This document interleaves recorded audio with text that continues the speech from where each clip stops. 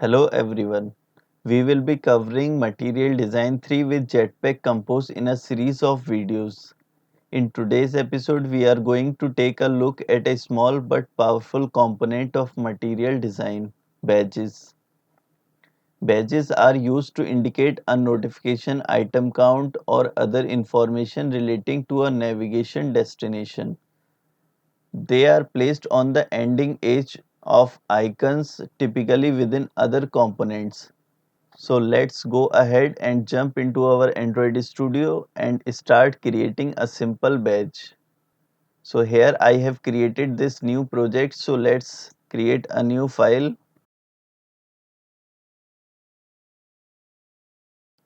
So for creating a badge, we have this badged box composable. So we will use that. So here let's press Ctrl P. So we can see we have this three parameters. First one is this badge. So here let's provide a badge composable function. So here it is complaining about this experimental. So let's click on this opt-in. So here in this badged box composable function, we can provide a content. So let's use an icon here.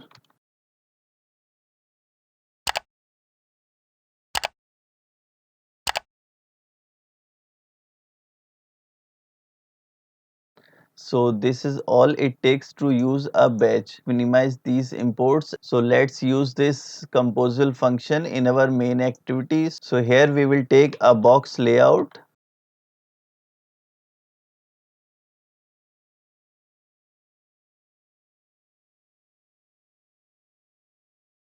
So now we can run our app and see how it looks.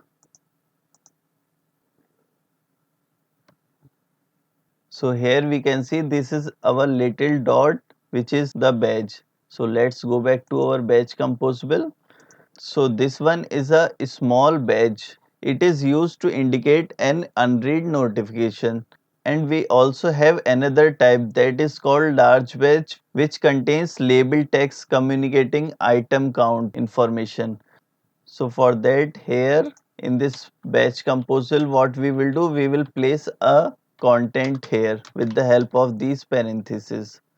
So let's use text composable, and in that text composable, let's say it's 99 plus, something like this.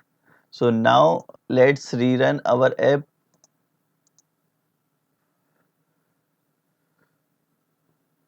So now we can see we have another type of badge.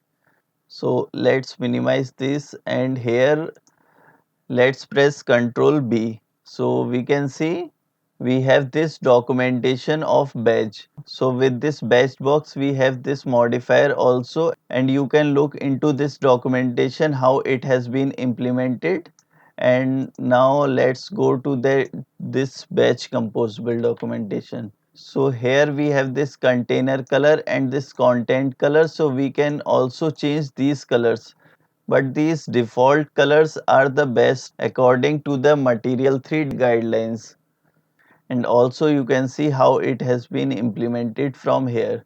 So that's how you create and customize a batch in Jetpack Compose with Material Design 3. It's a simple but effective way to bring attention to certain element of your user interface. I hope you found this tutorial helpful. If you have any question, please leave them in the comment section. And don't forget to subscribe. Thank you for watching and happy coding.